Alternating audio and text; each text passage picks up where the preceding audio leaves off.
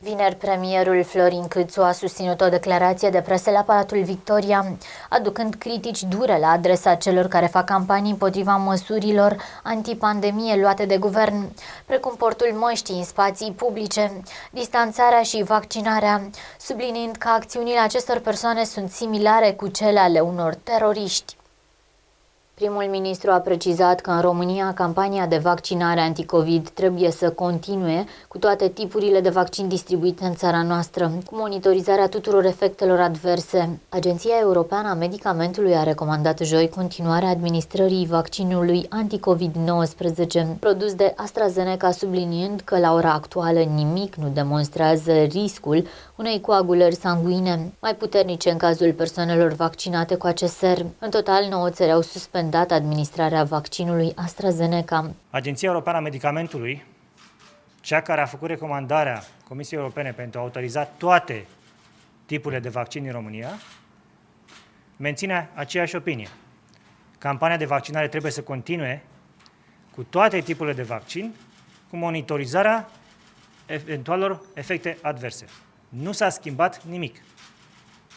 Ceea ce privește tipul de vaccin care a fost ieri din discuție în spațiul public, Agenția Europeană spune foarte clar că nu există indicii în acest moment care să facă o legătură între cele câteva cazuri și vaccin. De aceea, campania de vaccinare trebuie să continue, bineînțeles, cu monitorizarea eventualelor efecte adverse. La nivel european sunt deja 5 milioane de persoane vaccinate cu acest tip de vaccin și avem, bineînțeles, o țară, Marea Britanie, care își vaccinează toată populația. Și ar fi greu de crezut că un guvern ar fi așa de irresponsabil. Deci, trebuie să avem încredere în experții, cei care au autorizat, au recomandat autorizarea acestui tip de vaccin, că își vor face treaba în continuare. În același timp, și aș vrea să fie foarte clar, eu am spus din prima zi, dacă s-ar fi putut, m-aș fi vaccinat cu oricare dintre tipul de vaccin, m-am vaccinat cu ce a fost de atunci. Dar dacă va fi o șansă în viitor, dacă trebuie să ne vaccinăm din nou, bineînțeles, mă vaccina cu ce va fi atunci. Deci am încredere în experții Agenției Europene a Medicamentului și în special am încredere în experți. În același timp, în România, de un an de zile, există o campanie împotriva acestor acțiuni pe care le ia guvernul de a opri pandemia. Există o campanie împotriva portului măștii în spațiu public. Există o campanie împotriva măsurilor de distanțare. Și există o campanie împotriva vaccinării. Vă spun că, din punctul meu de vedere, aceste acțiuni sunt similare cu o acțiune a unor teroriști.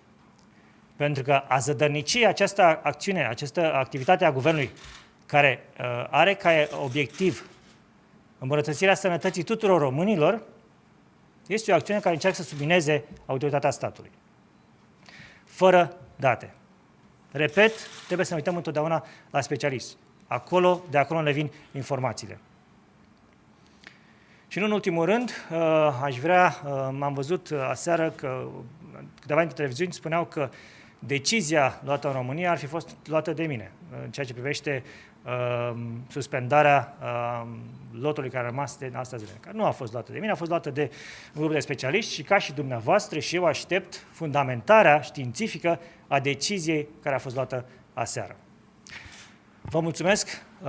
În continuare trebuie să înțelegeți că încrederea, și de asta sunt foarte supărat pe această campanie împotriva vaccinării, încrederea se câștigă foarte greu și avem încredere în această campanie și a funcționat și funcționează foarte bine, dar dacă nu suntem atenți, încrederea se pierde foarte ușor.